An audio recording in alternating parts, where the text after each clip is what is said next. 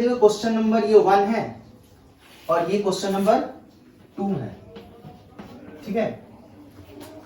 तो दोनों क्वेश्चन में हम लोग क्या किए हैं, स्टैटिक फ्रिक्शन का कंसेप्ट यूज किए हैं। So let us understand this problem, what is asking in this problem.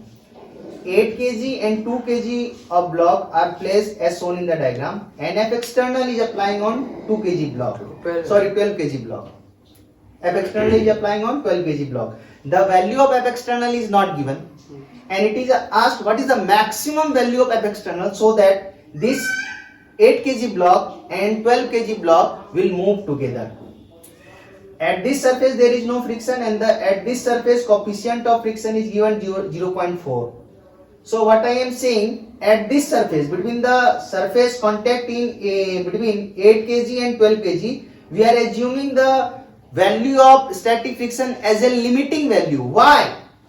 Because F external is unknown and friction has always tendency to keep the surfaces in contact together. That's why this friction will act its maximum value or apply will its maximum values to so that 8 kg and 12 kg of block will move together. That's why I assume the friction will act here as a limiting value. But look at this problem. There is 2 kg block, 3 kg block and 7 kg block are placed one over other as shown in the diagram and F external is applying and its value is given also 10 Newton. This 10 Newton force is applying on 3 kg block. At this surface maximum value of static friction is FL1 whose value is 0.2 into 20 that is equal to 4 Newton because Fs maximum is equal to what, mu s into n. तो mu s का value यहाँ पर दिया हुआ है 0.2 और यहाँ पर दिया हुआ है 0.3, तो यहाँ पर मैक्सिमम वैल्यू हो गया 4 न्यूटन.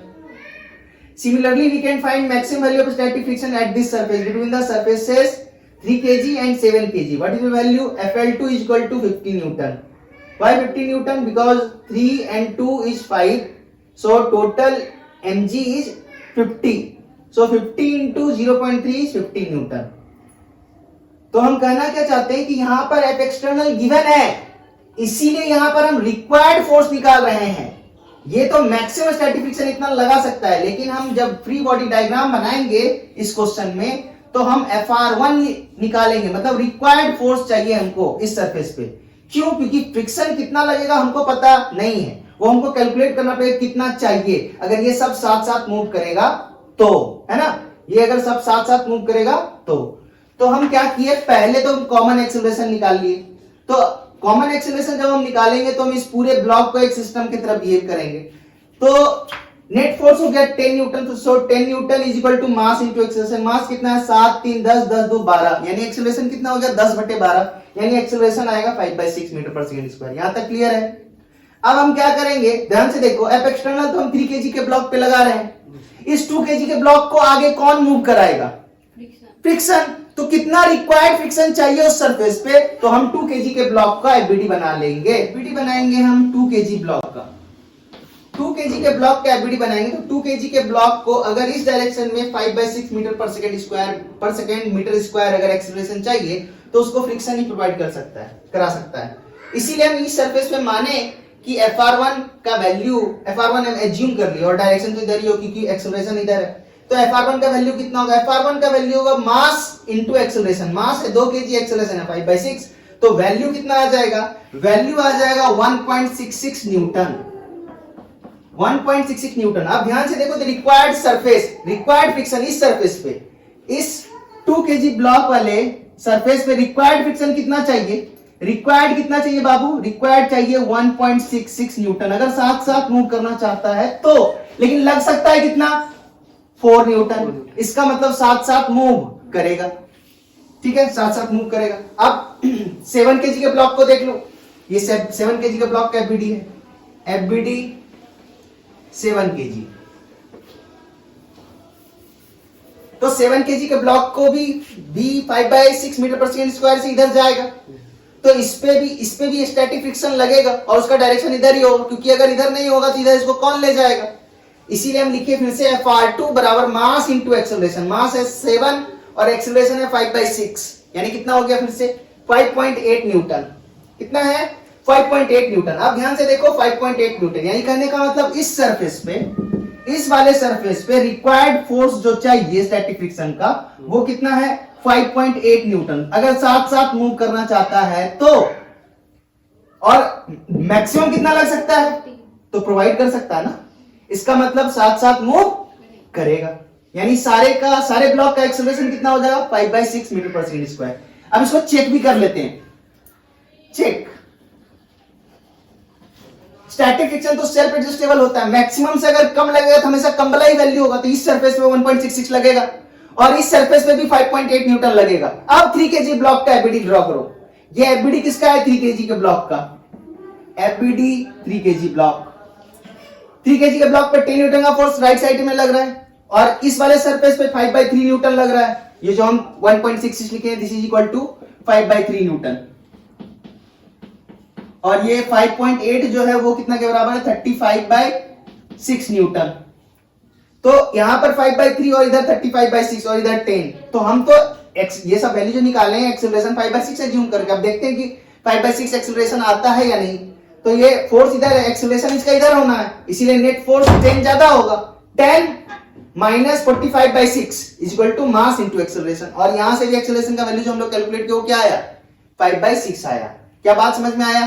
फिर से वही क्वेश्चन है, 2 kg का ब्लॉक, 3 kg का ब्लॉक, 7 kg का ब्लॉक एक हॉरिजॉन्टल सरफेस पर रखा और नीचे कोई फ्रिक्शन नहीं है, यहां पर कोई फ्रिक्शन नहीं, म्यू का वैल्यू 0 है, यहां पर फ्रिक्शन म्यू का वैल्यू 0.1 है और यहां पर म्यू का वैल्यू कितना दिया हुआ है, यहां पर म्यू का वैल्यू 0.2 दिया हुआ है, और इस बार एफ एक्सटर्नल जो है वो 2 kg के ब्लॉक पे लग रहा है, प्रीवियसली किस पे लग रहा था 3 kg के ब्लॉक पे लग रहा था। अच्छा, फिर से हम कैलकुलेट कर लेंगे मैक्सिमम स्टैटिक फ्रिक्शन इस 2 kg का ब्लॉक और जो 3 kg का जो ब्लॉक है इस पे जो मैक्सिमम स्टैटिक फ्रिक्शन लगेगा वो हम उसको FL1 एज्यूम किया, उसका वैल्यू कितना होगा 4 न्यूटन, और इस पे इस वाले सरफेस पे जो फ्रिक्शन लगेगा मैक्सिमम स्टैटिक फ्रिक्शन उसको हम FL2 बोल रहे हैं। FL2 का वैल्यू कितना हम लोग कैलकुलेट किए थे 15 न्यूटन ही लगेगा, क्योंकि डायग्राम तो वही है, ब्लॉक भी वही है, डेटा भी वही है। अच्छा, अब फिर से वही काम करना चालू करते हैं। पहले हम सिस्टम तीनों ब्लॉक को मान लेंगे, एज्यूम कर लेंगे कि all block will move together, so acceleration कितना आ जाएगा 5/6 मीटर पर सेकंड स्क्वायर। अब ध्यान से देखो फोर्स किस पे लग रहा है 2 kg के ब्लॉक पे फोर्स लग रहा है, इसका मतलब हम 2 kg के ब्लॉक का एफबीडी बना लेते हैं। 2 kg का ब्लॉक 10 न्यूटन का फोर्स इधर लग रहा है, हम इधर FR1 चाह रहे हैं, मतलब रिक्वायर्ड फ्रिक्शन चाहते हैं हम इस सरफेस पे। अगर ये वाला ब्लॉक 2 kg का ब्लॉक 3 kg के ब्लॉक के साथ अगर साथ साथ मूव करना चाहता है तो इस दोनों सरफेस में कितना रिक्वायर्ड फ्रिक्शन चाहिए, तो हम FR1 मान लिए। एक्सेलरेशन इधर 5/6 है, कैलकुलेशन वही है 10 minus FR1 equal to mass into acceleration, और यहां से FR1 का वैल्यू कितना आ गया, यहां पर से FR1 का वैल्यू आ गया 8.33 न्यूटन, और यानी कहने का मतलब इस सरफेस पे रिक्वायर्ड फ्रिक्शन जो चाहिए इस वाले सरफेस पे जो रिक्वायर्ड फ्रिक्शन चाहिए वो कितना चाहिए 8.33, और ऐसा होगा तो क्या होगा, ऐसा होगा तो सर ये 2 kg का ब्लॉक और ये 3 kg का ब्लॉक साथ साथ मूव करेगा, हाँ या ना? yes, लेकिन ये इसका मैक्सिमम औकात कितना है, इसका मतलब ये दोनों साथ साथ मूव नहीं मूव करेगा, साथ साथ तो अलग अलग मूव करेगा, अलग अलग मूव करेगा। तो हम कैलकुलेट कर लेते हैं कैसे होगा, कैसे कैलकुलेट करेंगे। तो यहां पर ध्यान से देखो ये वाला पोर्शन, ये हम एफबीडी ड्रॉ किए, जिसका एफबीडी हम 2 kg का ब्लॉक का फिर से एफबीडी ड्रॉ किए, इधर 10 न्यूटन का फोर्स लगेगा और इस डायरेक्शन में कितना फोर्स लगेगा, देखो ये वाला डायरेक्शन जो 2 kg का ब्लॉक 2 kg का ब्लॉक जो इधर 4 न्यूटन लगेगा, और इस बार जो 4 न्यूटन लग रहा है वो क्या है एफके ही है, वो काइनेटिक फ्रिक्शन है। क्यों? क्योंकि अब तो बॉडी साथ साथ मूव नहीं करेगा ना, रिलेटिव मोशन हो गया, टेंडेंसी ऑफ रिलेटिव मोशन खत्म हो गया, लेकिन रिलेटिव मोशन है, तो रिलेटिव मोशन जब भी एक्ट होता है दो सरफेस के बीच क्या लगता है काइनेटिक फ्रिक्शन लगता है, और काइनेटिक फ्रिक्शन किसी भी सरफेस के लिए क्या होता है कांस्टेंट होता है। वैल्यू क्या होता है, वैल्यू होता है म्यू के इनटू एन, बट म्यू के यहां तो दिया हुआ नहीं है सर, तो हम बोलना चाहते हैं कि जब भी किसी सरफेस के लिए म्यू दिया हो और वहां पर कंसेप्ट लगे काइनेटिक का भी और स्टैटिक का भी, तो आप उस म्यू का वैल्यू दोनों फ्रिक्शन के लिए यूज कर सकते हैं। इसीलिए यहां पर काइनेटिक फ्रिक्शन भी क्या लगेगा 4 न्यूटन ही लगेगा, क्योंकि म्यू के और म्यू एस दोनों 0.2 ही है, ठीक है। तो आ गया 4, अब लिखो 10 माइनस 4 तो 6 न्यूटन, तो 6 बराबर लिखे मास इंटू एक्सेलरेशन A1, तो A1 का वैल्यू कितना आ गया 3 मीटर पर सेकंड स्क्वायर। बात समझ में आया, एक्सेलरेशन आ गया, यानी अब ये 2 kg का ब्लॉक 3 मीटर पर सेकंड स्क्वायर से आगे मूव करेगा। अब आ जाओ बात, इस 3 kg के ब्लॉक पे रिक्वायर्ड फ्रिक्शन जो है का डायरेक्शन इधर होगा, ध्यान से देखो यहाँ रिक्वायर्ड फ्रिक्शन का डायरेक्शन इधर होगा, वो कितना है 4 न्यूटन ही है, क्योंकि इसमें 4 न्यूटन लग रहा था, इसमें भी 4 न्यूटन लगेगा। अब इस पूरे ब्लॉक को फिर से क्या मान लो, सिस्टम मान लो, फिर से क्या मान लो, सिस्टम मान लो। जिस तरह से ये एक्सटर्नल इस पूरे सिस्टम के लिए एक्सटर्नल फोर्स था, उसी तरह से ये फोर्स, ये काइनेटिक फ्रिक्शन इस पूरे सिस्टम के लिए क्या होगा, एक्सटर्नल फोर्स की तरह काम करेगा। तो फिर से हम वही करेंगे कि हम पहले कॉमन एक्सेलरेशन निकालेंगे, और कॉमन एक्सेलरेशन कितना होगा, देखो फोर्स बराबर मास इंटू एक्सेलरेशन। तो फोर्स कितना 4 न्यूटन, मास कितना है 10 है, क्यों, क्योंकि एक का 3 है और एक का 7 है, तो कितना हो गया 10। एक्सेलरेशन कितना आ गया 0.4, यानी अगर ये साथ साथ मूव करेगा तो एक्सेलरेशन का वैल्यू कितना है 0.4। अब फिर से चेक करना पड़ेगा कि इस दोनों सरफेस के बीच रिक्वायर्ड फ्रिक्शन कितना चाहिए, अगर साथ साथ मूव करना चाहता है तो नहीं, ये तो मैक्सिमम है, मैक्सिमम इस सरफेस का औकात कितना 15 न्यूटन लगाने का, तो हम निकालना चाहते हैं इस 7 kg के ब्लॉक को आगे कौन ले जाएगा, फ्रिक्शन। तो हम देखो 7 kg का ब्लॉक का एबीडी बनाए और इसे फ्रिक्शन का डायरेक्शन इधर लिखे हैं FR1 FR, ये रिक्वायर्ड फ्रिक्शन है, तो रिक्वायर्ड फ्रिक्शन बराबर होगा मास इनटू एक्सेलरेशन, वैल्यू कितना है 2.8, जबकि मैक्सिमम कितना लगा सकता है सरफेस 15 न्यूटन, तो 15 न्यूटन लगा सकता है। ध्यान से देखो 2.8 न्यूटन 15 न्यूटन से तो कम ही है ना, इसका मतलब ये दोनों ब्लॉक कितना से मूव करेगा 0.4 मीटर पर सेकेंड स्क्वायर से मूव करेगा। So this is the concept of 3 block system and I also discuss 2 block system. समझ में आया। अब यही सिचुएशन ये हॉरिजॉन्टल सरफेस पे है, यही सिचुएशन किस में भी हो सकता है, वर्टिकल में भी हो सकता है। ये 7 kg का ब्लॉक, ये 3 kg का ब्लॉक और ये 2 kg का ब्लॉक और 7 kg के ब्लॉक पर 10 न्यूटन का फोर्स लगा दे। अब घर पे जाके तुम लोग खुद से ही सवाल को सॉल्व करने का कोशिश करना, सबका एक्सेलरेशन अलग होगा, किसी में होगा। क्या बात समझ में आया, कंसेप्ट यही है। ऑफ